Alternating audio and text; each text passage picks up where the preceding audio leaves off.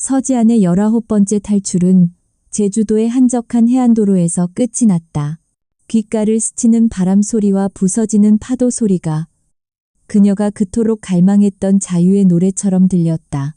훔친 스쿠터의 엔진은 금방이라도 멈출 듯 위태롭게 덜덜거렸지만 그녀는 개의치 않았다.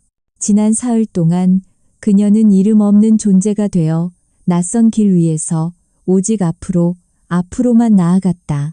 그녀의 등 뒤에는 대한민국에서 가장 호화롭지만 가장 지독한 감옥이 있었다. 그리고 그 감옥의 주인 권희준이라는 남자가 있었다. 하지만 그녀는 알고 있었다. 이 짧은 자유가 곧 끝날 것이라는 것을. 그는 언제나 그랬듯 마치 그녀의 영혼의 추적장치라도 달아놓은 것처럼 그녀를 찾아낼 것이다. 아니나 다를까.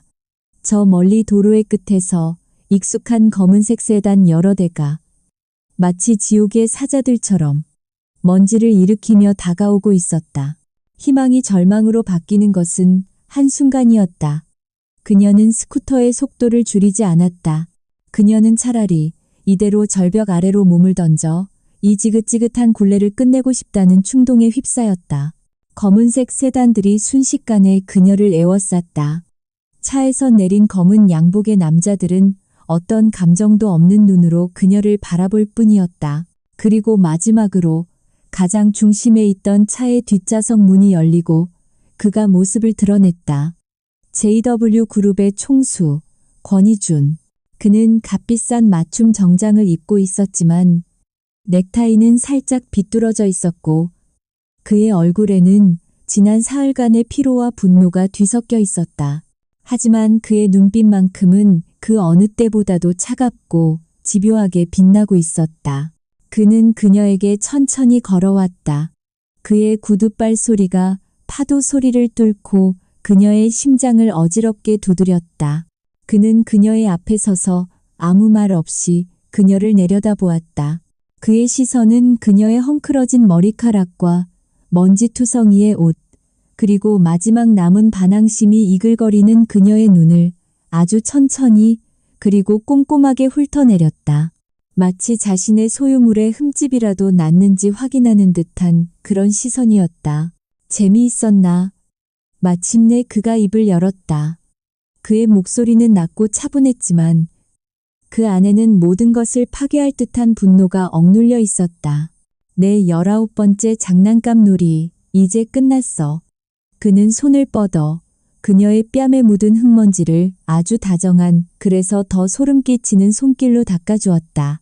서지아는 그의 손길을 피하지 않았다. 대신 그녀는 그의 손을 짐승처럼 물어버리고 싶다는 충동을 필사적으로 억눌렀다. 나는 장난감이 아니에요. 그녀의 목소리는 작았지만 그 안에는 강철 같은 의지가 담겨 있었다. 그리고 당신은 내 주인이 아니고요. 그녀의 그 말에 권희준의 입가에 처음으로 희미한 미소가 떠올랐다. 그것은 너무나도 차갑고 잔인한 미소여서 차라리 분노보다 더 무서웠다. 그래, 너는 장난감이 아니지. 그는 그녀의 턱을 거칠게 움켜쥐고 자신과 눈을 맞추게 만들었다. 너는 내 카나리아야. 내가 만든 이 금빛 새장 안에서 오직 나만을 위해 노래해야 하는. 그런데 자꾸만 날갯짓하는 법을 잊지 못하는 아주 성가시고 어리석은 새.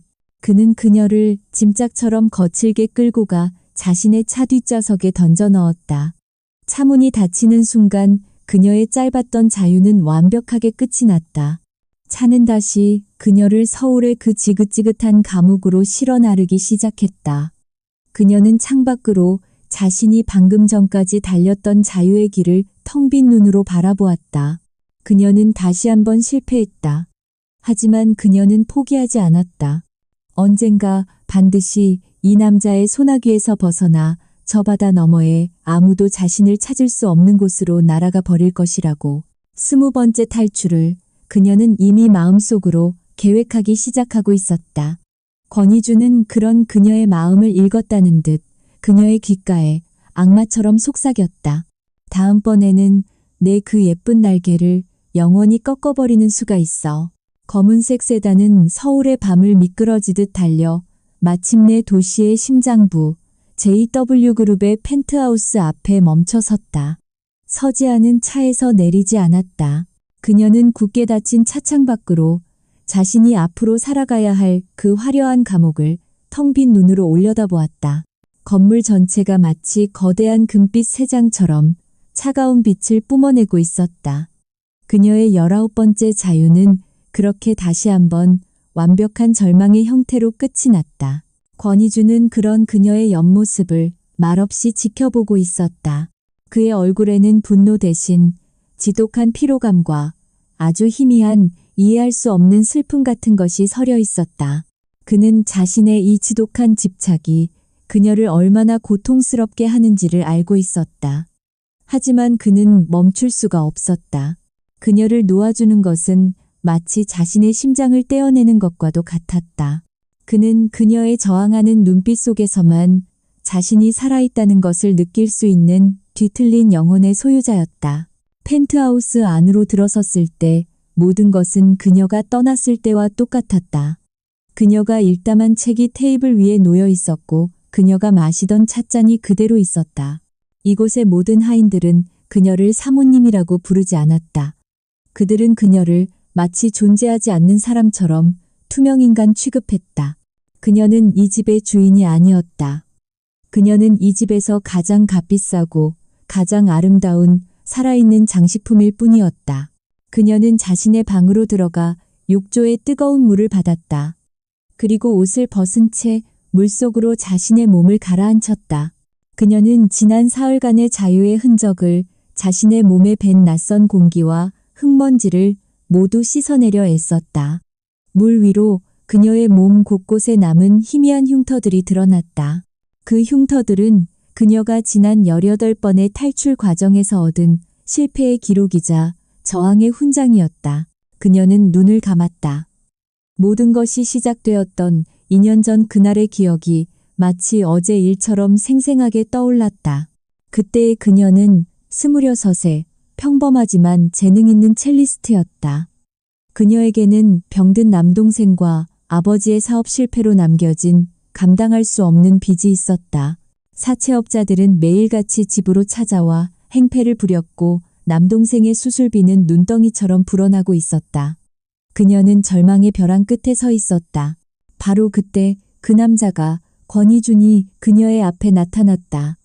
그는 그녀의 아버지가 진 빚의 최종 채권자였다. 그는 그녀에게 거부할 수 없는 제안을 했다. 그가 그녀의 모든 빚을 갚아주고 그녀 남동생의 수술비와 평생의 치료비를 모두 책임지겠다고. 그 대가로 그는 그녀의 모든 것을 요구했다. 당신의 시간, 당신의 몸, 당신의 영혼, 그 모든 것이 이제부터 내 것이요. 그는 차가운 계약서를 그녀의 앞에 내밀며 말했다. 당신은 나의 카나리아가 될 거요. 내가 제공하는 이 금빛 새장 안에서 오직 나만을 위해 연주하게 될 거요. 당신이 이 계약을 받아들이는 순간 당신의 가족은 안전해지겠지만 당신 자신은 영원히 나의 것이 되는 거요. 그것은 악마의 계약이었다. 하지만 그녀에게는 선택의 여지가 없었다. 그녀는 가족을 살리기 위해 자신의 영혼을 팔았다. 그녀는 그 계약서에 떨리는 손으로 서명했다. 그날 이후 그녀는 서지안이라는 이름을 잃어버렸다. 그녀는 그저 권희준의 새장 속에 갇힌 이름 없는 카나리아가 되었다. 권희준은 그녀에게 모든 것을 주었다. 최고급 드레스, 값비싼 보석, 그리고 세상에서 가장 좋은 첼로까지. 하지만 그는 그녀에게 단 하나, 자유만을 허락하지 않았다. 그는 그녀의 모든 것을 통제했다. 그녀가 만나는 사람, 그녀가 읽는 책, 심지어 그녀가 연주하는 음악까지도 그는 그녀의 저항하는 눈빛을 사랑했다. 그는 그녀의 그 길 들여지지 않는 야생성을 자신의 것으로 만들고 싶어 했다. 그는 그녀를 소유하려 했지만 그녀의 영혼까지는 결코 소유할 수 없었다. 그녀는 끊임없이 도망쳤다. 그녀는 자신의 천재적인 두뇌를 이용해 그의 철벽 같은 감시망을 뚫고 18번이나 탈출에 성공했다. 하지만 그는 언제나 귀신처럼 그녀를 찾아냈다. 그리고 그녀를 다시 더 단단하고 화려한 새 장 속에 가두었다. 그들의 관계는 끝없는 탈출과 추격의 반복이었다. 그 과정 속에서 증오와 집착은 어느새 기묘한 형태의 애증으로 변해가고 있었다.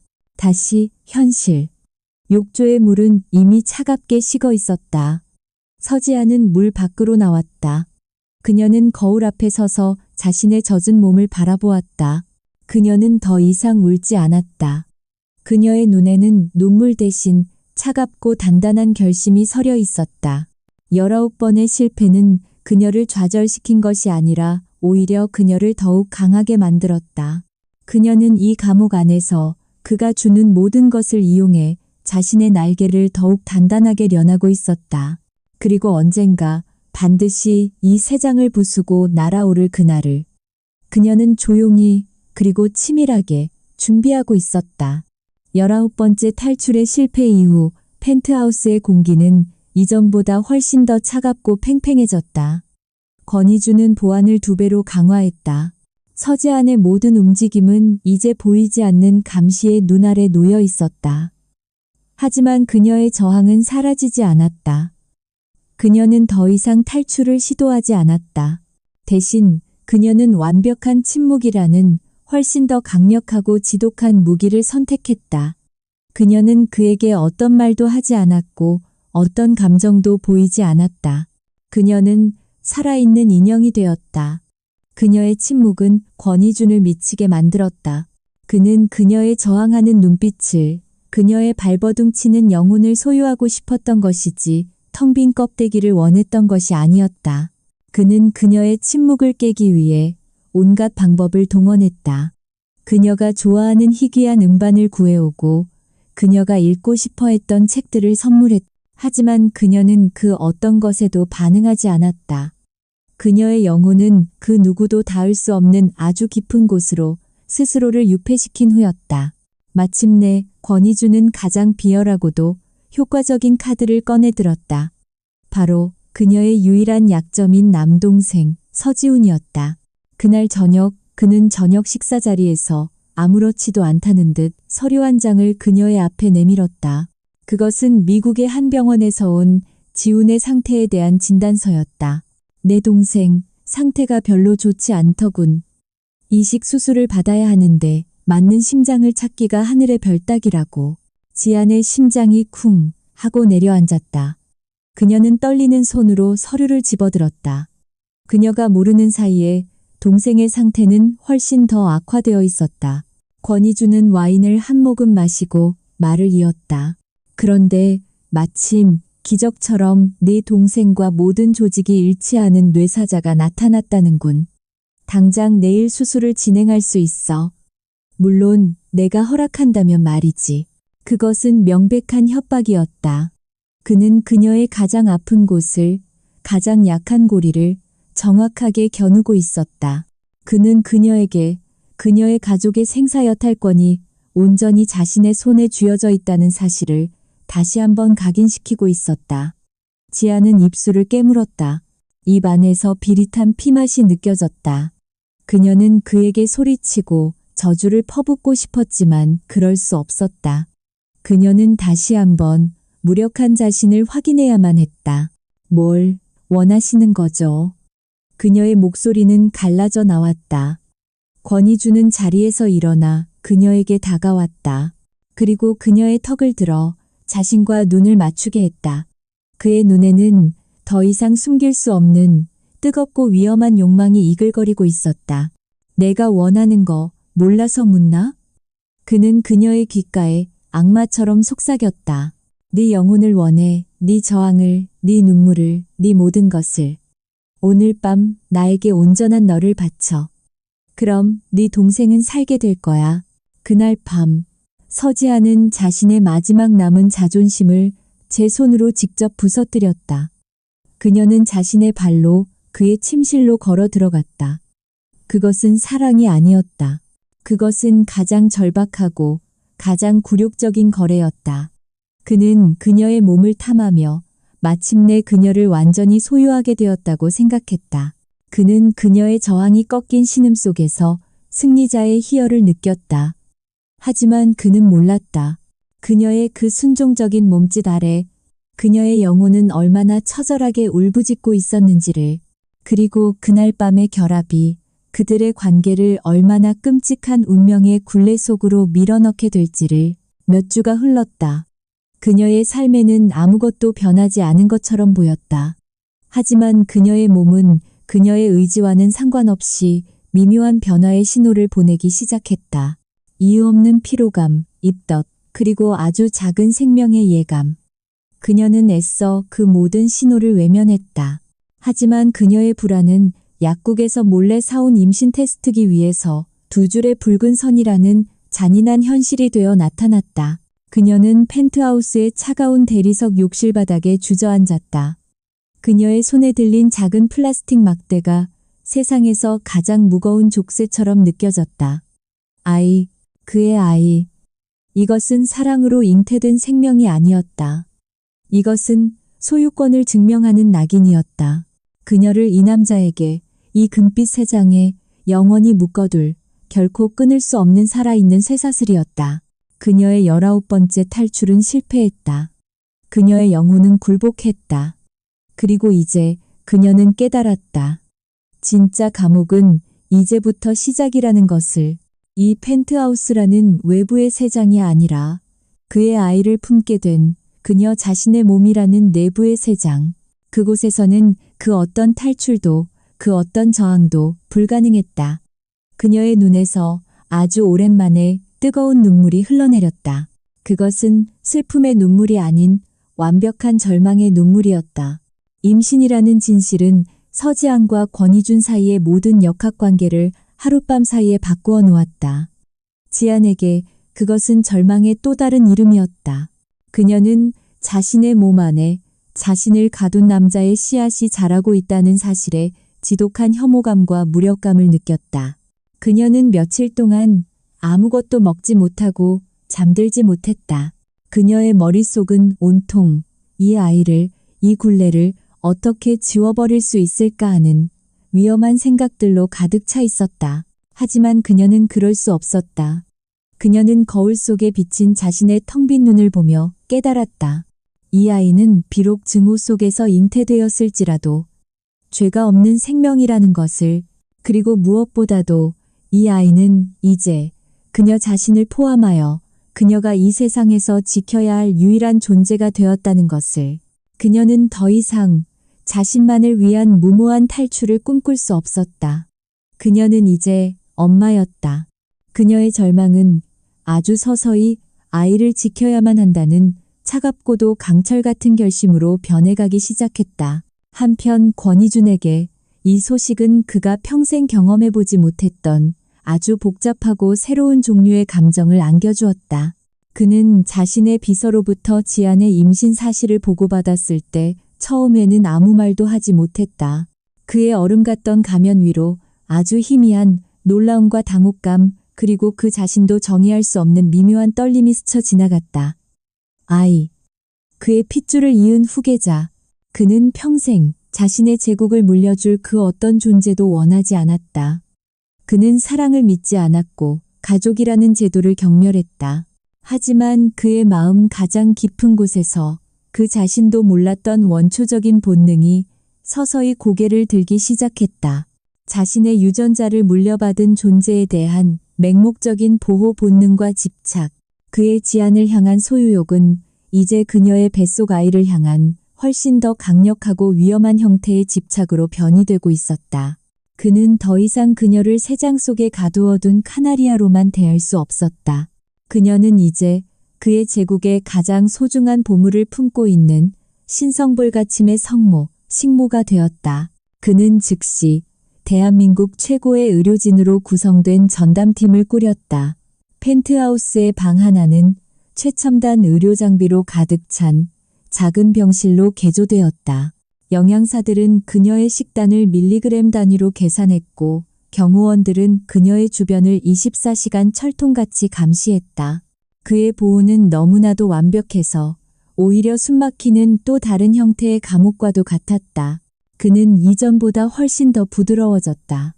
그는 더 이상 그녀에게 강압적인 요구를 하거나 그녀의 감정을 시험하지 않았다. 그는 매일 저녁 그녀를 위해 동화책을 읽어주었고 클래식 음악을 들려주었다. 그는 서툴지만 최선을 다해 좋은 아버지가 되는 법을 예행 연습하고 있었다. 하지만 지아는 그의 그 모든 행동이 자신을 위한 것이 아니라 오직 자신의 셔츠 안에 있는 아이를 위한 것이라는 사실을 알고 있었다. 그들의 관계는 기묘한 평화 상태에 접어들었다. 하지만 그 평화는 살얼음판 위에서의 위태로운 춤과도 같았다. 지아는 그의 보호 아래 순종적인 임산부를 연기했다. 그녀는 그가 주는 모든 것을 받아먹고 그의 모든 지시에 따랐다. 그녀는 자신의 모든 반항심과 탈출에 대한 욕망을 완벽하게 숨기고 있었다. 하지만 그녀의 머릿속에서는 단 한순간도 멈추지 않고 새로운 계획이 세워지고 있었다. 그것은 이전의 19번의 탈출과는 전혀 다른 훨씬 더 치밀하고 대담하며 모든 것을 건 마지막 도박이었다. 그녀는 더 이상 혼자가 아니었다. 그녀는 이제 자신의 아이의 미래를 이 황금 세 장밖에 자유로운 세상에서 시작하게 해주어야만 했다. 그녀는 권희준이라는 남자가 결코 좋은 아버지가 될 수 없다는 것을 알았다. 그의 집착과 통제욕은 아이를 또 다른 불행한 카나리아로 만들 뿐일 터였다. 그녀는 자신의 모든 지식과 지난 2년간 그를 관찰하며 얻은 모든 정보를 총동원하여 그의 제국의 가장 약한 고리를 찾아내기 시작했다. 그녀의 심장 소리 아래 또 다른 심장이 뛰기 시작하면서 그녀의 계략은 이전과는 비교도 할 수 없을 만큼 차갑고 정교해지고 있었다. 서지안의 마지막 탈출 계획은 이전의 그 어떤 시도보다도 더 대담하고 정교하며 인내심을 요구하는 것이었다.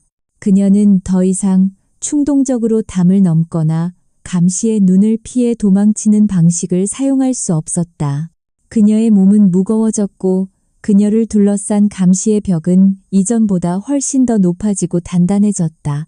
그녀는 이제 외부가 아닌 내부에서부터 이 거대한 제국을 무너뜨릴 방법을 찾아야만 했다. 그녀는 연기했다. 그녀는 권희준 앞에서 아이의 미래를 걱정하는 순종적인 엄마의 역할을 완벽하게 소화했다. 그녀는 그의 부드러운 태도를 역이용하여 아주 조금씩 자신의 활동 반경을 넓혀나갔다. 그녀는 책을 읽고 싶다는 핑계로 그의 서재에 드나들기 시작했다. 그의 서재는 JW 그룹의 모든 비밀이 잠들어 있는 현대판 판도라의 상자와도 같았다. 그녀는 그곳에서 그의 눈을 피해 그룹의 재무제표와 진행 중인 프로젝트 보고서들을 몰래 읽으며 그의 세계를 분석하고 약점을 찾아 헤맸다. 하지만 그녀는 혼자 힘으로는 이 모든 것을 해낼 수 없다는 것을 알고 있었다. 그녀에게는 이 감옥 안에서 그녀의 눈과 귀가 되어줄 충실한 조력자가 필요했다. 그녀는 펜트하우스 안의 모든 사람들을 아주 조심스럽게 그리고 면밀하게 관찰하기 시작했다. 대부분의 하인들과 경호원들은 권희준이라는 이름의 거대한 태양 주위를 맴도는 영혼 없는 행성들과도 같았다.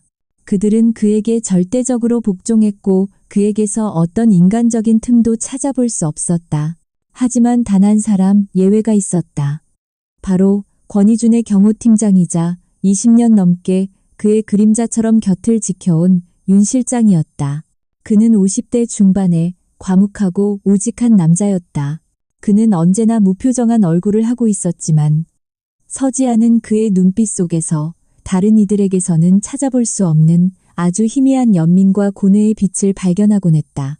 그는 권희준에게 절대적으로 충성했지만 그의 방식에 전적으로 동의하지는 않는다는 것을 그녀는 본능적으로 느낄 수 있었다. 윤 실장은 과거에 자신의 아들을 병으로 잃은 아픔을 가지고 있었다. 그 사실을 알게 된 것은 순전한 우연이었다. 어느 날 밤 지아는 서재에서 권희준의 오래된 앨범을 몰래 보게 되었다. 그 앨범 속에는 젊은 시절의 권희준과 지금보다 훨씬 더 젊었던 윤 실장이 한 어린아이와 함께 낚시를 하고 있는 사진이 있었다. 그 아이는 윤 실장의 죽은 아들이었다. 그리고 그 사진 뒷면에는 권희준이 직접 쓴 글씨가 있었다. 내 아들처럼 지켜주지 못해 미안하다. 그 순간 지아는 깨달았다. 윤 실장이 그녀가 찾고 있던 유일한 열쇠일지도 모른다는 것을. 그녀는 그에게 접근하기 위한 아주 위험하고도 치밀한 계획을 세우기 시작했다. 그녀는 더 이상 그를 단순한 경호팀장으로 대하지 않았다. 그녀는 그를 같은 아이를 둔 혹은 잃어버린 부모로서의 동질감을 이용해 그의 마음을 흔들기로 결심했다. 그녀는 윤 실장과 마주칠 때마다 뱃속의 아이에 대해 이야기했다. 아이의 태동이 얼마나 신비로운지, 아이의 미래를 상상하는 것이 얼마나 설레는지를. 그녀의 이야기 속에는 어떤 계산도 없는 순수한 모성애만이 담겨 있었다. 그녀의 그런 모습은 아들을 잃은 윤 실장의 가장 아픈 상처를 건드렸고, 동시에 그의 굳게 닫혀있던 마음의 문을 아주 조금씩 열게 만들었다. 결정적인 순간은 어느 날 오후에 찾아왔다. 지아는 정원에서 산책을 하다가 일부러 현기증을 일으키며 쓰러지는 연기를 했다. 가장 먼저 달려온 것은 언제나처럼 윤 실장이었다. 그는 당황하며 그녀를 부축하려 했다. 바로 그때 지아는 그의 손을 잡고 눈물 어린 눈으로 그에게 애원했다. 실장님, 제발 이 아이를 살려주세요. 그녀의 말은 윤 실장의 심장을 관통했다. 무슨 말씀이십니까, 사모님? 아기는 안전합니다. 그가 당황하며 대답했다. 지아는 고개를 저었다. 아니요, 이 아이는 안전하지 않아요. 이 황금 세장 안에서는 결코 행복해질 수 없어요. 권희준 회장님의 집착과 통제 속에서 이 아이는 또 다른 불행한 카나리아가 될 뿐이에요. 그녀는 그의 눈을 똑바로 쳐다보며 마지막 말을 던졌다. 실장님께서도 자식을 잃어보셨잖아요. 부모의 마음을 아시잖아요. 윤 실장의 얼굴이 잿빛으로 변했다. 그는 아주 오랫동안 아무 말도 하지 못했다.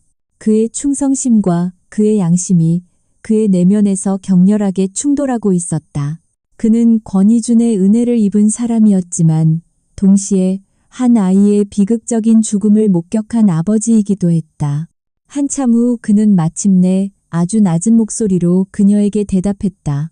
제가 뭘 어떻게 하면 되겠습니까? 그 순간 서지아는 자신의 도박이 성공했다는 것을 알았다. 그녀는 마침내 이 철옹성 같던 감옥 안에서 자신과 자신의 아이를 바깥 세상으로 이끌어줄 단 한 명의 조력자를 얻게 된 것이다.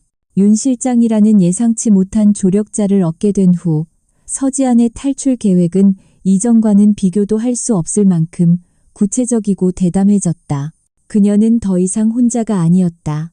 그녀의 등 뒤에는 권희준의 가장 날카로운 창이자 가장 단단한 방패였던 남자가 이제 그녀를 위한 비밀스러운 그림자가 되어 서 있었다.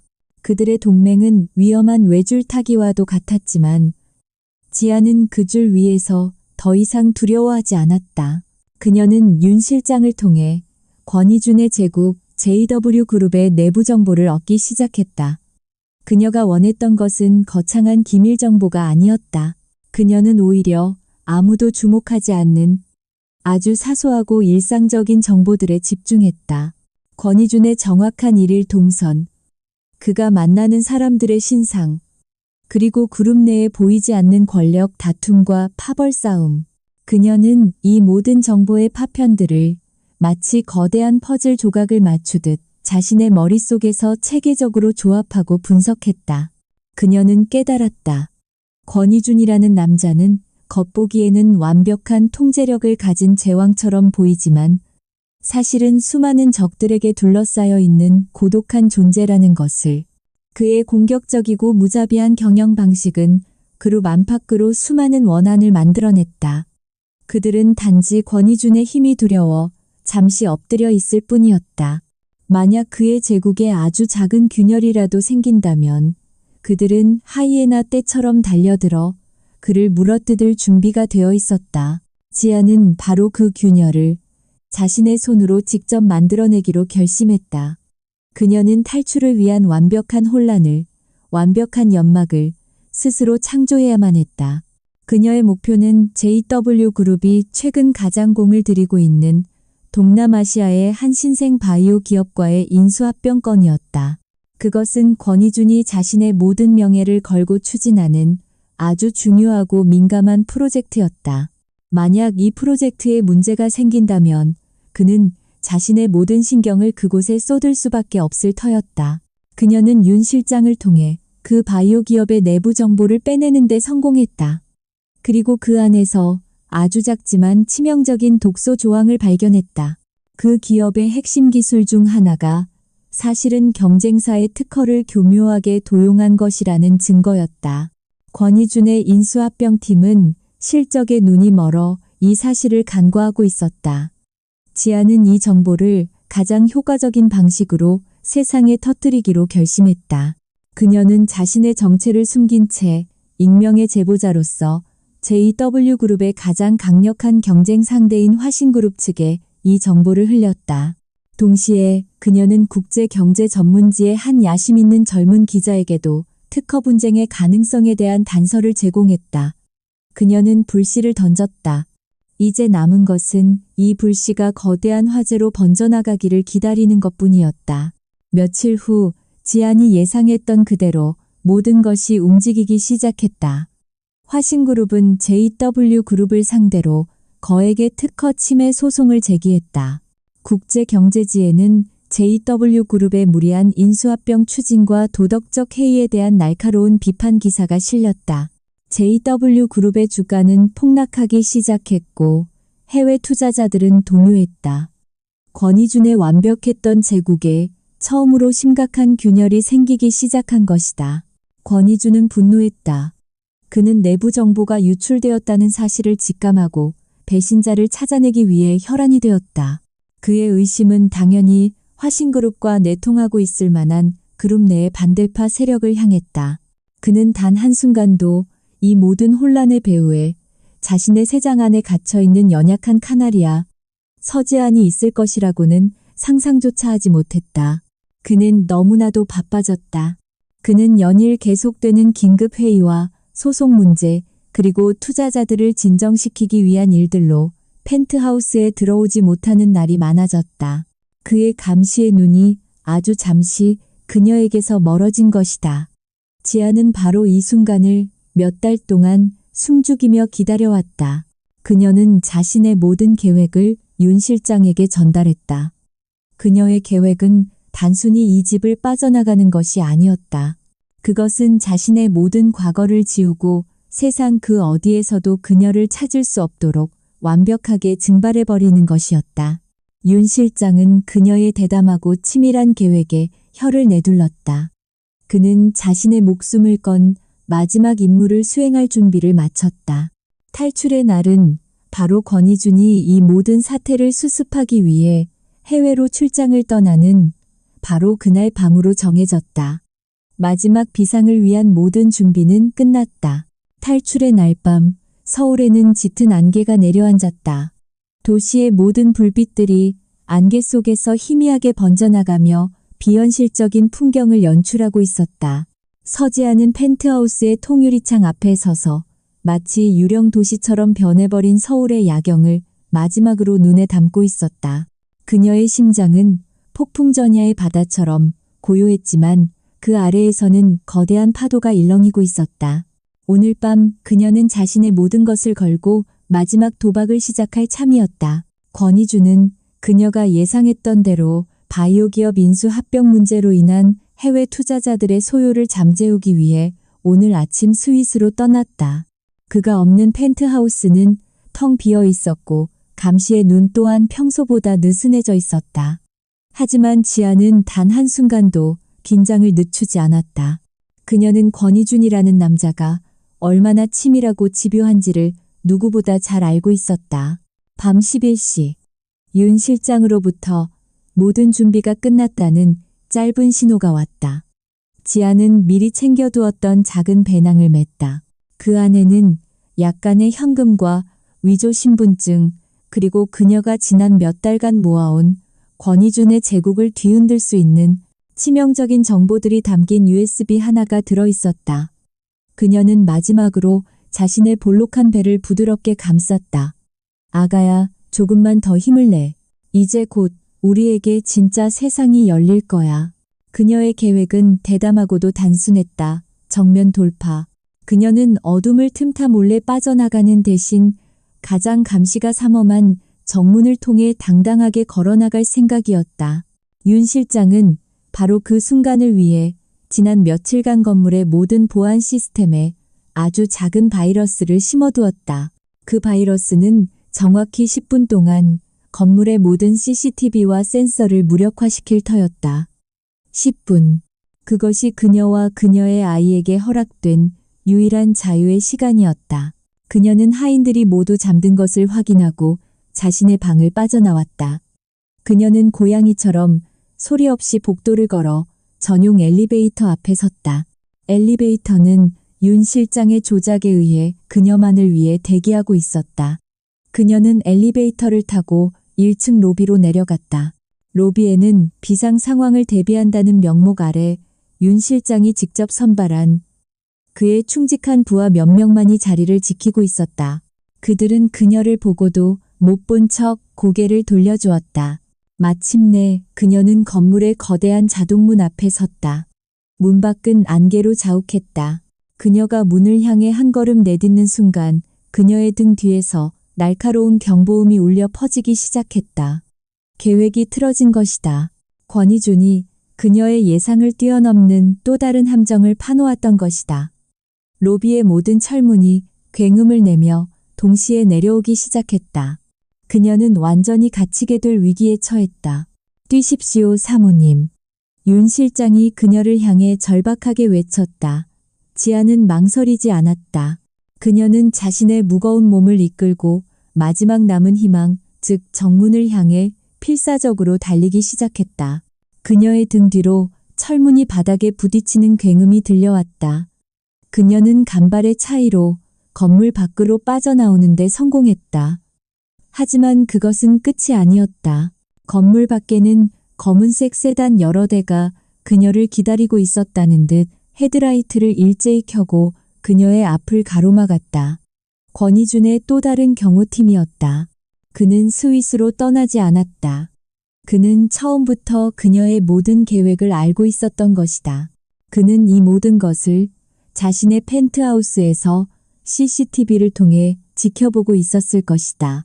그녀의 가장 완벽했던 계획은 결국 그의 손바닥 위에서 놀아난 한편의 비참한 연극에 불과했다. 절망이 그녀의 온몸을 덮쳤다. 하지만 바로 그 순간 그녀의 등 뒤에서 윤 실장이 나타났다. 그의 손에는 권총 한 자루가 들려 있었다. 그는 지안의 앞을 가로막아서며 자신의 옛 동료들을 향해 총구를 겨누었다. 더 이상은 안 됩니다. 이분을 보내주십시오. 그의 행동에 경호원들은 당황했다. 바로 그 혼란의 틈을 타 어디선가 오토바이 한 대가 굉음을 내며 달려와 지안의 앞에 멈춰섰다. 윤 실장이 미리 준비해둔 마지막 탈출 수단이었다. 지금입니다. 어서. 윤 실장의 외침에 지안은 정신을 차리고 오토바이 뒷좌석에 올라탔다. 오토바이는 미친 듯이 안개 속으로 질주하기 시작했다.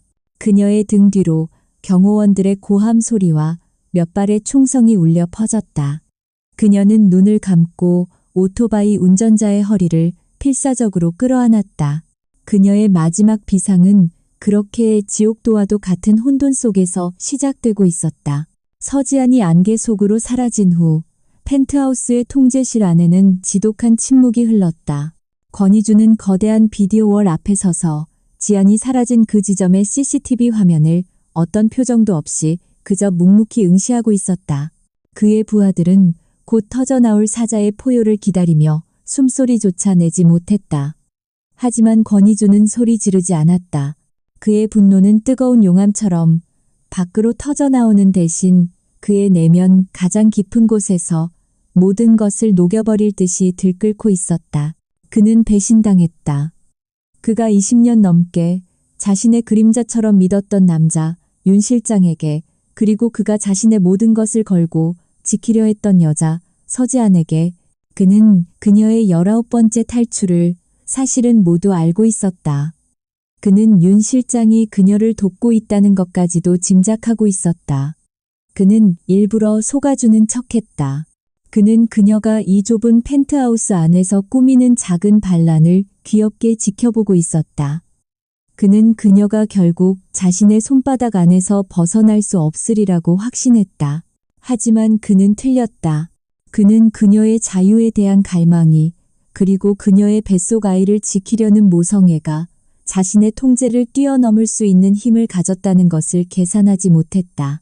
그는 처음으로 완벽했던 자신의 세계에 균열이 생기는 것을, 그리고 자신이 통제할 수 없는 변수가 존재한다는 사실을 무력하게 인정해야만 했다. 그의 오만함이 그의 패배를 자초한 것이다. 그의 침묵이 깨졌을 때 그의 입에서 나온 것은 분노의 외침이 아니었다. 그것은 얼음처럼 차갑고 강철처럼 단단한 일련의 명령들이었다. 도시를 봉쇄해. 그의 목소리는 낮았지만 그 안에 담긴 살기는 통제실 안의 모든 사람들을 얼어붙게 만들었다. 모든 공항과 항만을 통제하고 전국으로 나가는 모든 도로의 CCTV를 확인해. 안면 인식 네트워크를 총동원해서 그녀를 찾아. 그녀를 도운 오토바이 운전자, 그리고 윤 실장의 모든 연고자를 추적해. JW그룹이라는 거대한 제국의 힘이 오직 한 명의 임신한 여자를 찾아내기 위해 일사불란하게 움직이기 시작했다. 그의 영향력은 정재계를 넘어 어둠의 세계에까지 미쳐 있었다. 대한민국 전체가 그녀를 찾기 위한 거대한 그물망이 되어가고 있었다. 그는 윤 실장에 대한 처벌도 잊지 않았다. 그는 그를 죽이지 않았다. 죽음은 너무나 자비로운 처벌이었다. 그는 윤 실장이 살아있는 동안 그가 아끼는 모든 것들이 어떻게 서서히 파괴되는지를 두 눈으로 똑똑히 지켜보게 만들 작정이었다. 권희주는 텅 빈 펜트하우스로 돌아왔다. 그녀의 향기가, 그녀의 온기가 아직도 집안 곳곳에 남아있었다. 그는 그녀가 첼로를 연주하던 그 자리에 한참 동안 서 있었다. 바로 그때였다. 그의 머릿속에서 아주 오래전 잊고 있던 기억 하나가 유령처럼 되살아났다. 안개가 자욱했던 그날의 기억. 그는 17살의 소년이었다. 그의 아버지는 지금의 그처럼 무자비하고 야심만만한 사업가였다. 그의 아버지는 수많은 적들을 만들었고 그 적들은 결국 그의 가장 약한 부분을 공격했다. 바로 그의 여동생 권희연이었다. 이현은 몸이 약했지만 지안처럼 맑고 자유로운 영혼을 가진 아이였다. 이주는 그런 동생을 자신의 목숨보다 더 사랑했다. 그날, 안개가 자욱했던 그날, 그는 아버지의 적들이 보낸 괴한들에게서 동생을 지키지 못했다. 그는 눈앞에서 동생이 차에 실려 납치당하는 것을 무력하게 지켜봐야만 했다. 그는 필사적으로 저항했지만 어린 소년의 힘으로는 역부족이었다. 그는 그날 이후 2번 다시 동생을 보지 못했다. 그의 아버지는 가문의 명예에 흠집이 가는 것을 두려워하여 그 사건을 덮어버렸다. 권희준의 인생은 그날 이후 완전히 변해버렸다. 그는 다짐했다. 다시는 그 누구에게도 자신이 사랑하는 것을 빼앗기지 않겠다고. 그는 힘을 갖기 위해, 모든 것을 지배할 수 있는 절대적인 권력을 갖기 위해 스스로 괴물이 되었다. 그가 서지안을 처음 만났을 때 그는 그녀의 길들여지지 않는 눈빛 속에서 죽은 동생의 그림자를 보았다. 그는 그녀를 지켜야만 했다. 설령 그것이 그녀를 새장 속에 가두는 뒤틀린 방식일지라도 그의 집착은 사랑이 아니었다. 그것은 과거의 트라우마가 만들어낸 지독한 강박이었다. 그는 그녀를 사랑하는 것이 아니라 그녀를 통해 과거의 자신을 구원하려 했던 것이다. 그리고 그녀의 임신은 그 강박에 후계자라는 새로운 명분을 더해주었다. 그는 결코 자신의 아이마저도 자신의 무력함 때문에 잃어버리는 비극을 반복할 수 없었다. 기억의 파편 속에서 권희주는 포효했다. 그것은 상처 입은 사자의 울부짖음이었다. 그는 통제실의 비디오 월을 향해 위스키병을 집어던졌다. 수백 개의 CCTV 화면이 유리 파편과 함께 바닥으로 쏟아져 내렸다. 그는 이제 단순히 그녀를 되찾아오는 것을 넘어 그녀를 감히 자신에게서 떼어놓으려 했던 이 세상 전체를 향해 전쟁을 선포할 작정이었다. 그는 중얼거렸다. 다시는 실패하지 않아. 이번만은 내가 당신을 찾아낼 거야, 지아나. 세상 끝까지 쫓아가서라도 내가 두 사람을 반드시 지켜낼 거야. 그의 눈은 광기로 번들거리고 있었다. 권희준의 포효는 대한민국 전체를 뒤흔드는 거대한 태풍이 되었다. 그의 명령 아래 JW 그룹의 모든 정보망과 자금력, 그리고 인맥이 오직 한 사람, 서지안을 찾아내는 데에만 총동원되었다. 전국의 모든 CCTV는 그녀의 얼굴을 찾고 있었고 모든 항만과 공항에는 그녀의 신상 정보가 뿌려졌다. 그것은 한 개인이 감당하기에는 너무나도 거대한 압도적인 그물망이었다. 하지만 서지아는 그들의 예상을 뛰어넘는 방식으로 그 그물망을 유유히 빠져나가고 있었다. 그녀를 도운 것은 윤 실장이 자신의 목숨을 걸고 마지막으로 남겨준 조용한 지혜였다. 그는 그녀에게 말했다. 가장 안전한 곳은 역설적이게도 가장 눈에 띄지 않는 곳입니다. 회장님께서는 사모님께서 해외로 밀항하거나 성형수술로 얼굴을 바꿀 것이라고 예상하고 그쪽에 모든 수사력을 집중하실 겁니다. 그러니 우리는 정반대로 움직여야 합니다. 윤 실장은 그녀에게 아주 평범한 시골 마을로 숨어들 것을 조언했다. 그리고 그곳에서 가장 평범한 사람처럼 조용히 때를 기다리라고. 지아는 그의 조언을 따랐다. 그녀는 오토바이를 버리고 여러 번의 대중교통을 갈아타며 모든 추적을 따돌린 채 남해의 아주 작고 조용한 항구 마을에 도착했다. 그녀는 가짜 신분증으로 바다가 보이는 언덕 위에 낡고 허름한 집을 하나 빌렸다. 그녀는 더 이상 화려한 드레스를 입은 카나리아가 아니었다. 그녀는 시장에서 산 촌스러운 원피스를 입고 머리를 짧게 자른 평범한 시골의 임산부 김민서가 되었다. 그녀의 삶은 처음으로 온전한 평화를 되찾았다. 아침에 일어나 새소리를 들으며 산책을 하고 오후에는 뱃속의 아이를 위해 뜨개질을 하거나 책을 읽었다. 그녀는 마을 사람들과 스스럼없이 어울렸고 그들의 소박하지만 따뜻한 인정 속에서 자신이 잃어버렸던 인간성을 서서히 회복해 나가고 있었다.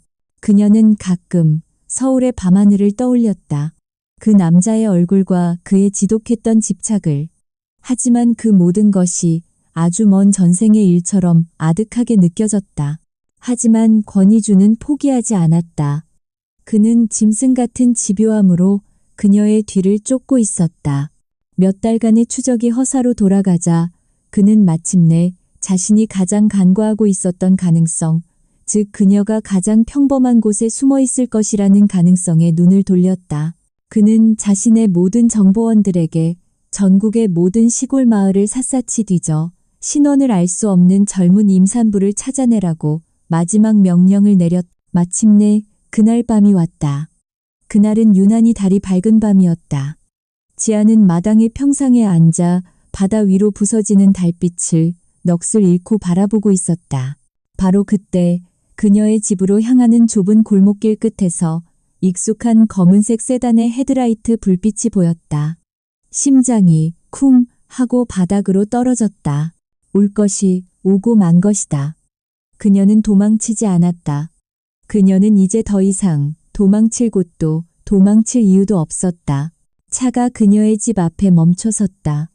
그리고 차에서 내린 것은 검은 양복의 경호원들이 아니었다. 권희준 그 혼자였다. 그는 몇 달 전보다 훨씬 더 수척해져 있었고 그의 얼굴에는 깊은 피로와 고뇌가 새겨져 있었다. 그는 천천히 그녀가 앉아있는 평상으로 걸어왔다. 그의 눈에는 예전의 그 광기 어린 집착 대신 길 잃은 아이와도 같은 깊은 슬픔과 혼란이 담겨 있었다. 그는 그녀의 앞에 서서 아주 오랫동안 아무 말도 하지 못했다. 그는 그저 달빛 아래에서 신비로운 여신처럼 앉아있는 그녀의 모습과 이제는 제법 불러온 그녀의 배를 번갈아 바라볼 뿐이었다. 마침내 그가 입을 열었다. 그의 목소리는 모래처럼 거칠게 갈라져 나왔다. 왜 왜 도망쳤어? 그것은 추궁이 아닌 애원이었다. 지아는 그를 똑바로 쳐다보며 차분하게 대답했다. 자유로워지고 싶었어요. 당신에게서, 그리고 나 자신에게서. 그녀의 목소리에는 더 이상 어떤 두려움이나 원망도 담겨 있지 않았다. 오직 모든 것을 이해하고 용서한 자만이 가질 수 있는 깊은 평온만이 존재할 뿐이었다. 그날 밤 그들은 처음으로 서로의 진짜 이야기를 나누었다. 권희주는 그녀에게 자신의 끔찍했던 과거와 잃어버린 동생에 대한 상처, 그리고 그녀에게서 왜 동생의 그림자를 보았는지에 대해 모든 것을 고백했다. 그의 고백을 듣는 동안 지아는 처음으로 그를 향한 연민을 느꼈다. 그 역시 자신과 마찬가지로 과거의 상처 속에 갇혀 발버둥치고 있었던 또 다른 불쌍한 영혼일 뿐이었다. 지안 역시 그에게 자신의 모든 것을 이야기했다. 그녀는 그의 집착이, 그의 통제가 자신에게는 어떻게 과거의 폭력과 같은 공포로 다가왔는지를, 그리고 그녀가 원했던 것은 그의 돈이나 보호가 아니라 그저 한 명의 온전한 인간으로서 존중받는 것이었다는 사실을. 그들의 대화는 밤새도록 이어졌다. 그들은 서로의 상처를 들여다보고 서로의 고통을 이해했으며 그리고 마침내 서로를 용서했다. 동이틀 무렵 권희주는 자리에서 일어났다. 그는 그녀에게 함께 서울로 돌아가자고 말하지 않았다. 대신 그는 그녀에게 아주 낮은 목소리로 말했다. 미안했어. 모든 게 내 잘못이었어. 그는 뒤돌아서서 자신의 차를 향해 걸어갔다. 지아는 그의 뒷모습을 보며 그를 불렀다. 이준 씨. 그가 걸음을 멈췄다. 이 아이의 이름은 당신이 지어줘요. 그녀의 말에 그의 넓은 어깨가 아주 작게 떨리는 것을 그녀는 보았다. 그는 뒤돌아보지 않은 채 차에 올라탔다. 그리고 그는 왔을 때처럼 조용히 그 마을을 떠나갔다. 권희준이 떠난 후 서지안의 작은 항구 마을에는 다시 평화가 찾아왔다. 하지만 그 평화는 이전과는 다른 색깔을 띠고 있었다. 그것은 더 이상 세상으로부터의 도피와 단절 속에서 얻는 수동적인 평화가 아니었다. 그것은 자신의 과거와 정면으로 마주하고 모든 상처를 용서하고 마침내 스스로의 힘으로 얻어낸 능동적이고 충만한 평화였다. 그녀는 더 이상 도망치는 카나리아가 아니었다. 그녀는 자신의 둥지를 튼 자유로운 새였다. 몇 달 후 그녀는 바다가 보이는 작은 병원에서 건강한 아들을 낳았다. 아이는 권희준을 놀라울 만큼 닮아 있었다. 그녀는 아이를 품에 안고 아주 오랫동안 그 작은 얼굴을 들여다보았다. 이 아이는 더 이상 굴레나 족쇄가 아니었다. 이 아이는 그녀의 과거와 미래를 잇는 그녀 인생의 가장 눈부신 선물이었다. 그녀는 아이의 이름을 권희준이 며칠 전 편지로 보내온 은우한육라고 지었다. 은혜로운 하늘의 도움이라는 뜻이었다. 그녀는 그에게 아이의 출생 소식을 알렸다. 그는 다음 날 헬기를 타고 한달음에 달려왔다. 그는 갓 태어난 자신의 아들을 아주 조심스럽고 서툰 손길로 안아들었다. 그의 차가웠던 눈에는 그 누구도 본 적 없었던 뜨거운 눈물이 흐르고 있었다. 그는 그 순간 JW그룹의 제왕이 아니라 그저 한 아이의 서툰 아버지일 뿐이었다. 그는 지안에게 함께 서울로 돌아가자고 정식으로 청혼했다. 그는 그녀와 아이에게 세상의 모든 것을 주겠다고 약속했다. 하지만 지안은 그의 청혼을 조용히 그리고 단호하게 거절했다. 그녀는 그를 바라보며 부드럽게 미소 지었다. 이준 씨, 당신이 내게 줄 수 있는 가장 큰 선물은 화려한 성이나 보석이 아니에요. 그녀는 그의 손을 잡았다. 그것은 바로 자유예요. 내가 그리고 이 아이가 우리 자신만의 방식으로 살아갈 수 있도록 믿고 지켜봐 주는 것. 그리고 당신 역시 과거의 상처에서 벗어나 온전한 당신 자신으로 바로 서는 것. 그녀의 말에 권희준은 아주 오랫동안 침묵했다. 그리고 마침내 그는 고개를 끄덕였다. 그는 그녀의 선택을, 그녀의 세계를 존중하기로 결심했다. 그는 더 이상 그녀를 소유하려 하지 않았다.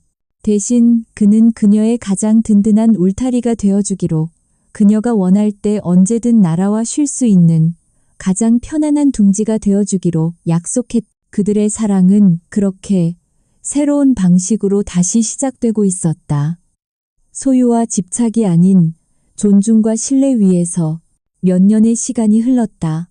서지아는 더 이상 세상으로부터 숨지 않았다. 그녀는 자신의 아들 은우와 함께 서울로 돌아왔다.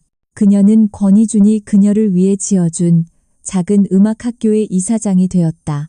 그곳에서 그녀는 과거의 자신처럼 재능은 있지만 기회가 없었던 아이들에게 첼로를 가르치며 새로운 꿈을 키워주고 있었다. 그녀는 다시 자신의 첼로를 연주하기 시작했다. 그녀의 음악은 더 이상 슬프지 않았다. 그 안에는 모든 상처를 이겨낸 자만이 가질 수 있는 깊고 따뜻한 희망이 담겨 있었다. 권희준은 좋은 아버지가 되기 위해 노력했다.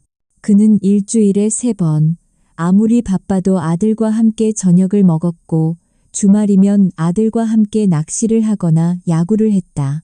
그는 여전히 JW 그룹의 제왕이었지만 이제 그의 세계는 더 이상 일과 성공만으로 채워져 있지 않았다. 그의 세계에는 이제 따뜻한 웃음과 서툰 사랑이 함께 존재했다. 지안과 이주는 다시 연인이 되지는 않았다. 적어도 아직까지는 그들은 그보다 더 깊고 더 애틋한 세상에 단 하나뿐인 관계를 만들어 나가고 있었다. 때로는 친구처럼, 때로는 연인처럼, 그리고 언제나 은우의 좋은 아빠와 엄마로서 그들은 더 이상 서로의 상처를 통해 서로를 바라보지 않았다. 그들은 서로의 가장 빛나는 모습을 있는 그대로 바라보고 응원해 주었다. 어느 날 저녁, 음악학교의 작은 연주회에서 지아는 아들 은우와 함께 무대에 섰다. 그녀는 첼로를, 은우는 작은 바이올린을 연주했다. 객석 가장 앞자리에는 권희준이 세상에서 가장 따뜻한 미소로 그들을 바라보고 있었다. 그 순간 지아는 깨달았다. 행복은 완벽한 해피엔딩 속에 존재하는 것이 아니라 이처럼 불완전하지만 서로를 향한 사랑과 노력을 멈추지 않는 모든 과정 속에 깃들어 있다는 것을. 그녀는 더 이상 자신의 운명을 가두었던 세상을 원망하지 않았다.